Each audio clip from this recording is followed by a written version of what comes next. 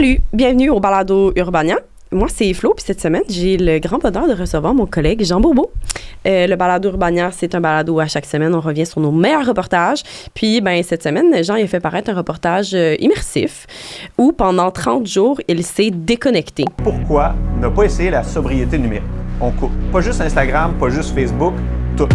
Plus de GPS pour aller au coin de la rue, plus de météo dans ma poche. Fini les groupes chat, les refresh de courriel sans arrêt, les codes QR. Fini YouTube, Reddit, LinkedIn, Twitter, Pornhub, Uber, Netflix, Marketplace, DoorDash, Amazon, Zwift, Spotify, TikTok, même Communauto, on arrête tout. Jean, je sais que ça fait vraiment longtemps que tu veux faire ce reportage-là. Je le sais parce qu'on voulait peut-être le faire ensemble, en fait, l'année passée. C'est jamais arrivé, c'est tombé en deux cracks. Mais je sais, c'est ça, que ça fait longtemps que tu as ce projet-là. Pourquoi maintenant? Puis pourquoi tu repoussais? Parce que c'était une immersion que j'avais en tête depuis tellement longtemps, mais qu'on dirait qu'il n'y avait jamais le bon moment pour la faire. Parce que c'était, on va dire, pas événementiel. Tu pouvais toujours la repousser. Ouais. Puis là, j'avais un mois, le mois d'avril essentiellement, était quand même assez disponible. OK, c'est ça. Mais il y a eu d'autres mois disponibles par le passé, mais c'est toujours trop facile de faire comme « Ah, non, je vais le faire une autre fois. Puis, tu sais, j'en avais parlé il y a peut-être, je sais pas, 1 an.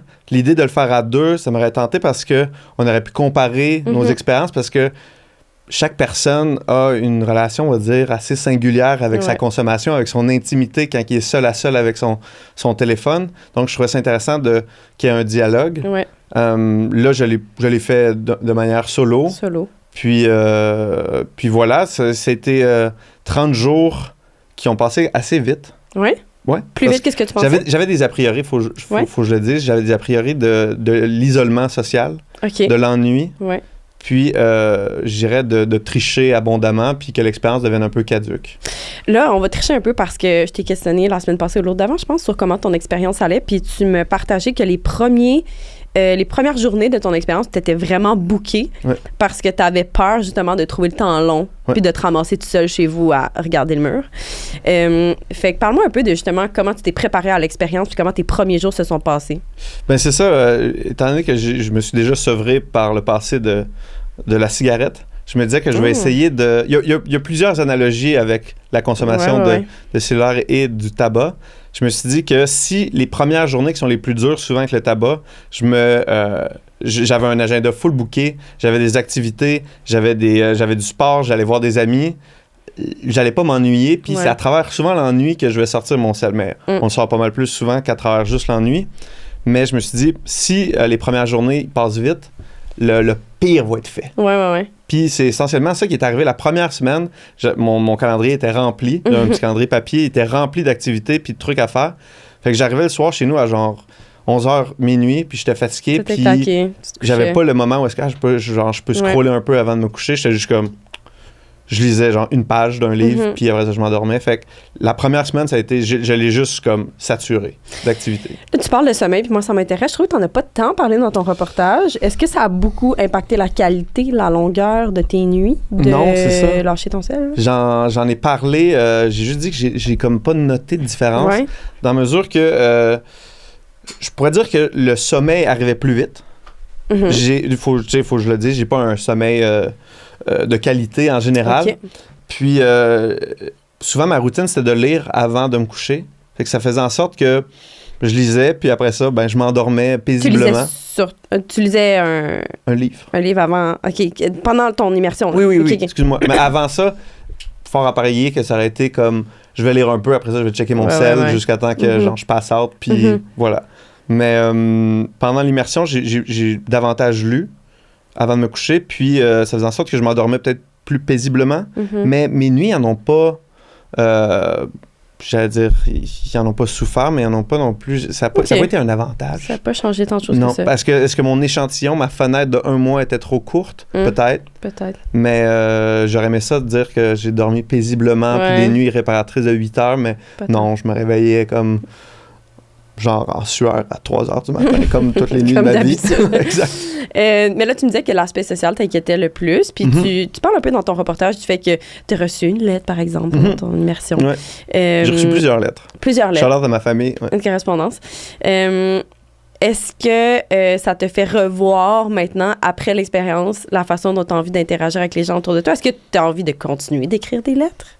Ouais, je trouve que les lettres, c'est tellement cool. Ben, c'est très Jean Bourbeau d'écrire des lettres aussi, là. mais au-delà des lettres, juste avoir un flip phone, ça a quand même été un chamboulement majeur, on va dire, dans la mesure que t'es rejoignable partout. Fait que mes proches me textaient ou m'appelaient, puis j'ai jamais parlé autant au téléphone que dans le dernier mois. Le plus dur, c'est pas l'absence d'Internet, c'est tous les réflexes qui restent sur de mon iPhone. Je sors mon flip phone pour absolument rien, je tapote son écran même s'il n'est pas tactile, je cherche automatiquement mon cellulaire au réveil, j'ai des fausses vibrations. Bref, tu caches assez vite à quel point le cellulaire s'est infiltré partout dans nos vies, du moins dans la mienne, dans tous les petits entre-deux du quotidien. Pour bien me sevrer, j'ai essayé de remplir mes journées au maximum. J'ai vu plein d'amis, j'ai fait du sport, j'ai écrit, j'ai lu, j'ai fait full le ménage. Bref, j'ai meublé chaque temps mort. T'étais pas isolé socialement, t'étais rejoignable, tu pouvais aller rejoindre des amis, t'étais pas le dernier invité, on va dire, que j'avais peur. Mais ça faisait aussi en sorte que la seconde que tu sortais de chez moi, contrairement à d'habitude, j'avais plus on va dire, d'Internet. Fait que je pouvais plus être dans un bar à genre checker... Scroller. Ouais. Parce que je le faisais, puis je le dis dans le reportage, c'est genre de bribes de mon quotidien qui me gossait au maximum. Je suis avec mes amis, je suis dans un temps de qualité, puis je suis un peu ailleurs. Dans une espèce de micro-dépendance que je comprends plus ou moins pourquoi j'agis ainsi. Ou, pas être excité, mais quitter, mettons, mes amis en sachant que je vais pas me retrouver chez nous seul dans l'ennui parce que je vais pouvoir comme checker des vidéos sur Internet. Ça me gossait au maximum. Dire comme, hey, je suis en train de presque fuir des environnements sociaux pour me réfugier dans l'Internet. C'est loser, hein? Ben moi, je trouvais ça loser. Moi, je fais ça, puis c'est loser. Je pense qu'on le fait beaucoup. Puis le flash initial de ce reportage-là, je pense que c'est peut-être 2 ans, j'avais rencontré une fille comme après une ride de bicycle qui était la première à m'avouer qu'elle avait checké genre comme 2 heures de Reels avant de venir faire du vélo. Puis elle trouvait donc ça genre fucking lourd. Puis j'étais juste comme, oh shit, c'est la première fois que j'entends comme une confession d'un tabou par rapport à notre utilisation de cellulaire. Puis c'est ça qui a été un peu la bine qui a comme pris racine. C'est qu'on va pas généraliser, mais j'ai l'impression qu'on a tous un malaise. Puis à travers mon immersion, qui était comme la première personne, l'idée, c'est un peu d'explorer ce malaise-là. Puis ça peut être confrontant parce que, tu sais, je le dis que je consomme genre en surabondance du contenu sur Internet. Puis, oui, en effet, je trouve ça lame, je trouve ça loser. Puis j'aimerais ça comme pouvoir m'en affranchir. Mais voilà, tu sais, je suis revenu avec un iPhone aujourd'hui. C'est ça, c'était comment les retrouvailles? T'étais-tu... J'étais dubitatif, mais en même temps, j'avais pas vraiment le choix. J'allais pas commencer à avoir 2 cell parce que j'en ai besoin pour ma job. Il faut que je fasse des entrevues. C'est pratique, avoir un cellulaire, c'est comme nécessaire. Puis là, je peux pas avoir un flip phone puis un cell. Ça devient paradoxal d'avoir 2 cells dans ses poches. Mais non, ça a pas été non plus comme des retrouvailles pénibles ou tristes. C'était bon, on revient. Un mois, c'est quand même petit à l'échelle d'une vie. Donc, c'est toujours ça quand on fait des immersions. Finalement, on reprend nos habitudes vraiment vite puis on oublie. En fait, ce que ça a changé pendant l'immersion. Ben, il est resté des petites bribes, comme mettons, si je commence à scroller, puis là, je tombe sur des trucs qui sont complètement débiles, je fais juste comme... Le pas de recul que ça m'a offert, cette immersion-là, j'essaie de l'appliquer. Tandis que peut-être qu'avant, j'avais peut-être moins ces réflexes-là. Je m'abandonnais davantage dans le doom scrolling. Puis là, je suis un peu plus sévère, on va dire, envers moi, parce que, genre, je réalise que ça m'a pas manqué du tout. Que pendant le mois que j'ai pas eu accès à ça, ma vie était somme toute assez douce. Il y avait plus le bruit ambiant. Tu sais, moi, chose que j'avais peut-être sous-estimé, mais les notifications, c'est fou à quel point on en reçoit tous les jours. Puis que à chaque fois... Des fils de presse, là? Des fils... n'importe quoi. N'importe quoi. Tu sais, que ce soit des courriels, que ce soit des notifications de presse, que ce soit des des pop-up d'abonnements à des amis qui textent des groupes chat où est-ce que t'es plus impliqué. Je veux dire, c'est juste comme une rafale constante de stimuli qui fait juste tout le temps te déconcentrer un peu. C'est ça. Puis, est-ce que tu avais l'impression que sur le niveau d'attention, tu as gagné quelque chose pendant l'immersion? Ça serait exagéré de dire que Ah ouais, hein? Ouais. Je dirais que mes journées étaient plus longues. Le temps était peut-être un peu plus élastique. Ah ouais? Il était peut-être plus rempli parce qu'il était peut-être justement moins... Ça allait pas dans tous les sens comme un espèce de pinball infernal qui fait en sorte que je finissais mes journées, on va dire, un peu plus serein.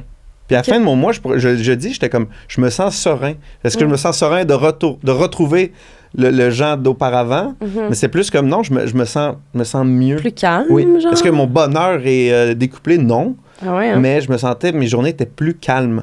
Il y avait moins de l'espèce de bruit ambiant, là, de white noise là, de l'Internet. Je sens que je m'éloigne du rush constant qui vient avec l'économie d'attention. Par contre, je dois avouer que j'ai connu mes premiers moments d'ennui, du temps vide que j'ai essayé de meubler sans grand succès. Un autre truc que j'avais sous-estimé, c'est les écouteurs. C'est fou à quel point ça te coupe du monde, ça t'isole vraiment de l'environnement dans lequel tu gravites. L'actualité reste quand même difficile à saisir. Les nouvelles arrivent par bribes, déformées, en retard, incomplètes. J'avais pas réalisé à quel point tout se passe en temps réel, dans le creux de sa main. Lire les manchettes le lendemain matin, c'est vraiment un autre beat. Mais pas au point de te convaincre de faire le switch complet à un flip phone aujourd'hui.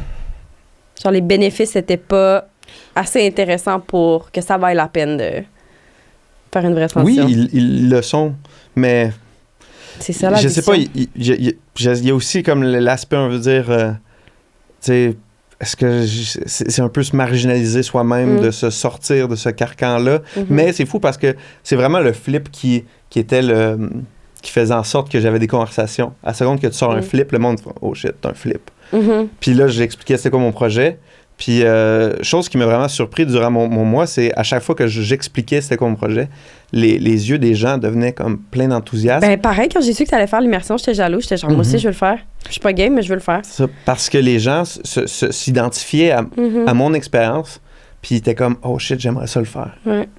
C'était vraiment comme une espèce de reflet d'eux-mêmes qui disaient, hey, j'aimerais ça pas avoir ça pendant un mois, j'aimerais ça avoir le calme. Oui, je trouvais ça très triste que les gens soient autant envieux, mais que personne fait ce move-là. Puis mes intervenants le disaient, là, les experts quand on parlait, ils disaient tous comme, c'est assez sain ce que tu fais de prendre justement un pas de côté, d'analyser ta consommation, tes comportements, de regarder les gens dans la rue, puis de peut-être après ça, mieux te sentir en fonction des choix que tu vas décider par après. Fait que, oui, je pense que je vais essayer, pour vrai, c'est difficile à dire, là, j'ai l'air d'un junkie, mais je vais essayer d'être plus consciencieux par rapport à ma consommation. Puis je pense que c'est le plus grand bénéfice. Je pense pas que c'est viable à long terme. Tu peux le faire. Mais est-ce que tu vas être toujours un peu dans la marge? Peut-être. Puis est-ce qu'il y a maintenant des moments, des contextes ou des situations dans lesquelles tu te dis ça, plus jamais, genre, je le faisais avant, mais maintenant, c'est plus une option de scroller sur mon cell pendant ce genre de ouais, quand je suis avec des amis. Puis, mais tu sais, encore là, cette semaine, pendant un match de hockey, là, entre les périodes, ben, on était à une table, on était 8, puis je pense que les 8, on était sur notre selle. Mais tu remarques peut-être plus avec un regard un peu plus critique ou plus aigu, mais ça, tout le monde le regarde aussi, tout le monde le remarque. Je veux dire, tu prends le métro à Montréal, puis tu remarques que tout le monde est complètement zombie. Puis moi, pour mon reportage, j'ai filmé plein de shots de gens sur leur selle. Puis pour vrai, j'ai jamais eu un sujet plus facile à filmer que ça. Parce que partout où j'allais, l'extrême majorité des gens étaient sur leur selle dans la rue. Puis ça, j'ai trouvé ça assez déroutant. Je veux dire, c'est facile de parler de ce sujet-là, puis d'être alarmiste, puis d'être fait comme « Ah, c'est dystopique ». Mais au final, genre faites l'exercice, là, partez de votre lieu de travail, puis allez jusqu'à votre domicile en regardant les gens sur leur consommation de sel. Pour vrai, c'est quand même fréquent. C'est vraiment, là... ça en est... Ben, tu sais, on aurait pu poser plein de questions pendant le reportage, mais à savoir, est-ce que le vivre ensemble n'est pas un peu malmené par cette espèce de bulle numérique qu'on s'isole dedans, tu sais? Les gens sont dans le métro, ils sont complètement genre sur leur selle, puis à la sortie du métro, ils sont sur leur selle, ils marchent avec leur selle. Je veux dire... Ah, moi, je peux faire une ride complète entre le bureau et chez nous et genre croiser 4 personnes que je connais même pas les voir, là. Je suis certaine. Fait que, tu sais, c'est pas des avenues que j'ai explorées pendant le reportage, mais je trouve que justement ça, tu sais, on parle de justement qu'il y a comme, il y a peut-être des petites failles au niveau de la civilité, que les gens que le contrat social est peut-être un peu rompu depuis la pandémie. Mais tu sais, est-ce qu'on a regardé à quel point on s'isole dans notre algorithme, dans notre singularité numérique? Fait que la sobriété, moi, ça m'a permis de regarder ça, puis de voir aussi que, j'en ai fait partie, puis je vais en faire partie à mon retour. Puis ça m'a quand même un peu désolé. Mais c'est difficile d'avoir un discours comme ça parce que c'est tellement généralisé. Je veux dire, que avoir une position, genre, on va dire, anti-tech, aujourd'hui, en 2026, travailler dans un média, je veux dire, bonne chance. Là. Genre, ça va être difficile. Tu vas nager à contre-courant longtemps. Ben, vraiment. Puis est-ce que, justement, au niveau de ton travail, est-ce que tu as découvert des nouvelles façons de t'informer qui vont changer la façon dont tu travailles, non? Ben, Charlotte de Philippe Lamarre, notre boss, qui nous a abonnés au Journal de Montréal, là, comme genre 6 mois. Fait que j'ai lu toutes mes nouvelles à travers le Journal de Montréal, Le Devoir ici et là, je lisais Le Monde diplomatique. Tu sais, j'essayais de m'informer. Mais je dirais qu'au niveau de mon travail, j'ai quand même eu un mois où est-ce que j'ai pas tant... J'ai fait des articles et tout, j'ai travaillé... C'était pas ton meilleur mois, Non, c'est vraiment pas mon meilleur mois. J'ai fait 2 articles sur le Canadien, j'ai fait une réplique à Hugo. Tu sais, j'avais pas... c'est fou à quel point ça reste que j'ai beaucoup d'articles qui sont pas nécessairement basés sur la culture pop, la culture Internet, mais... tu sais, les réseaux sociaux, tout passe, on va dire, par cette espèce de grand forum où est-ce que l'air du temps, l'actualité se définit à travers d'autres médias, puis on dirait que là, je suis toujours en retard. Fait que mon travail a été impacté, mais tu sais, je faisais des appels. J'appelais le monde comme à l'ancienne. Puis ça, je trouvais ça cool parce que je veux dire, je suis pas un Gen Z, mais j'ai toujours un certain inconfort à parler au téléphone, puis à la fin, j'en avais plus pantoute. Ouais. OK. Je pensais que tu étais déjà un fervent appeleur. Non, pas tant. OK. Non, je suis un texteux. OK. Intéressant. Puis au niveau du temps que ça t'a libéré, parce que là, tu disais que c'est ça, le temps était comme plus élastique, plus long. Est-ce qu'il y a des sphères de ta vie que tu as réinvesti grâce à ce temps-là qui s'est libéré? Pas tant. Non. On dirait que c'est poche à répondre. C'est comme si mon immersion n'avait pas été si OK, c'était quoi ton temps d'écran avant l'immersion? En moyenne, Par mon jour. temps d'écran de iPhone, Ouais. 2h30. Là, ça faisait pas si pire. Mais j'ai un temps d'écran de laptop quand même solide. Ouais. OK. Peut-être 10 heures. OK. Fait que 12h30 par jour, c'est quand même sportif. Là. Je dirais que j'ai juste une vie sociale, on va dire, plus remplie, puis plus épanouie, on va dire. J'ai vu pas mal plus de monde. J'ai lu beaucoup plus. Sinon, non, ça n'a pas été si drastique. Je pense qu'à travers ma réponse poche, c'est de dire que... Puis ça, tu sais, c'est bon pour tous ceux qui l'entendent, c'est que c'est pas un leap of faith si dramatique que ça. Ça, c'est une bonne nouvelle. Oui. Ouais. Puis, genre... Oui, les gens sont complètement omnibulés par leur sel, sauf que quand tu te sors de ça, la vie est pas si différente. Puis ça, à la limite, j'ai trouvé ça apaisant. Je pensais que j'allais être chamboulé, que j'allais devoir chercher mes repas, j'allais être dépaysé comme chez un autre pays. Je le dis un peu que je me sens un peu comme si je voyageais, mais chez nous. Ouais. Mais au final, ça a été plus une expérience, on va dire, plus dans une certaine intimité que dans un chamboulement du quotidien, de mon horaire. Tu sais, je rentrais travailler, je voyais des amis, je faisais du sport. Il y a peut-être j'étais peut-être plus enclin à organiser des trucs. OK. Ça, c'est sûr. À initier, oui. Parce qu'évidemment, je voulais pas me retrouver devant la position, on va dire, dangereuse d'être chez nous à 6 p.m., avoir rien en soirée, puis là, faire « Oh shit, là, je vais tricher ». Je voulais pas me retrouver là-dedans. Fait que là, comme quelqu'un qui est en sevrage, je me trouvais une activité à faire. Ouais. C'est quand même drôle aussi, ce comportement de pallier au vide par quelque chose d'autre. Tu sais, qu'est-ce qui se serait passé? T'as pas eu une seule soirée sur les 30 jours où t'es juste arrivé de chez vous et t'étais comme, bon, qu'est-ce que je fais? Ouais. T'as lu? J'ai regardé la télé, j'ai lu. La télé, ouais. J'ai pris un bain. C'est arrivé là, que je me suis ennuyé en crise. Là. Ouais. C'est un long 30 jours. Mais apprendre à s'ennuyer aussi, on a complètement... Tu sais, j'ai posé la question une fois à un intervenant, on l'a pas gardé au montage, mais c'est comme, est-ce qu'on est encore capable de s'ennuyer? Puis c'est pas une lettre d'amour à l'ennui, là, l'ennui, ça me fait chier, mais il y a ça, c'est comme, ça remplit tous les interstices de notre journée, fait que tu sois dans le line-up au Tim Hortons ou dans le métro, ou...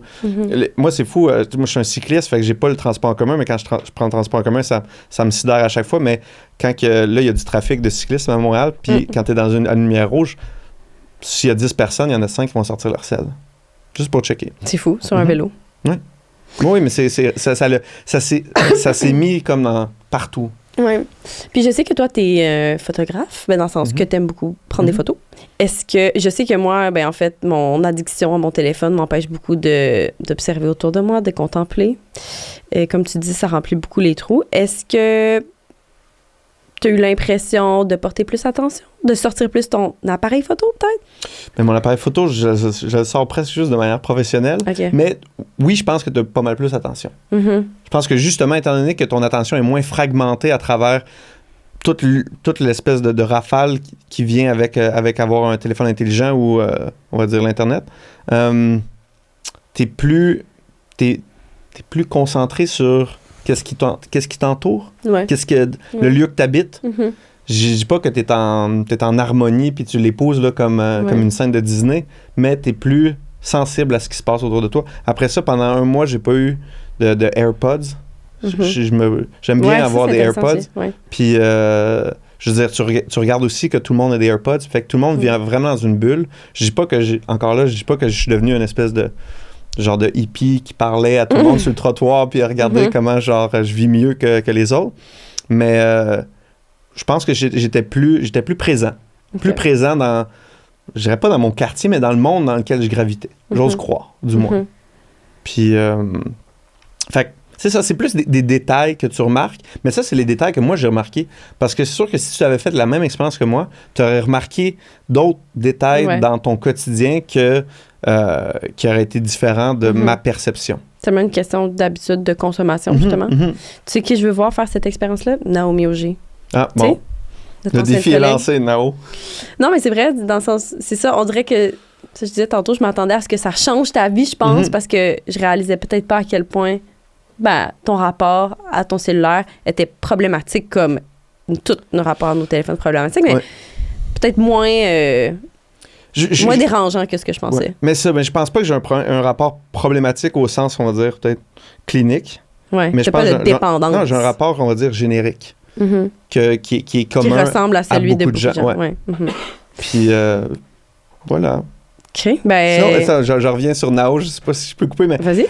Nao est vraiment bonne pour comme se mettre en scène dans son quotidien. Ouais. Moi, c'était un défi.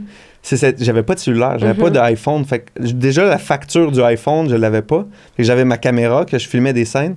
Mais l'idée même de mettre en scène mon quotidien, genre toi, tu l'as déjà fait pour des reportages immersifs, j'ai trouvé ça tellement tough parce que je voulais pas non plus... vlogger, jouer à l'influenceur, get ready with me. Je voulais pas embarquer là-dedans, mais en même temps, je devais montrer aux gens, à travers mon expérience, c'était quoi un quotidien sans cellulaire. Ouais, c'est quand même... J'ai trouvé ça plus tough que je pensais. Fait que shout-out à tous les influenceurs qui théâtralisent leur quotidien. C'est plus tough qu'on le pense. Shout-out à Nao. C'est un art. Merci, Jean. Allez écouter ça. C'est disponible sur le site d'Urbania. C'est le Micro-Mag déconnecté. Puis, sinon, nous autres, on se retrouve la semaine prochaine.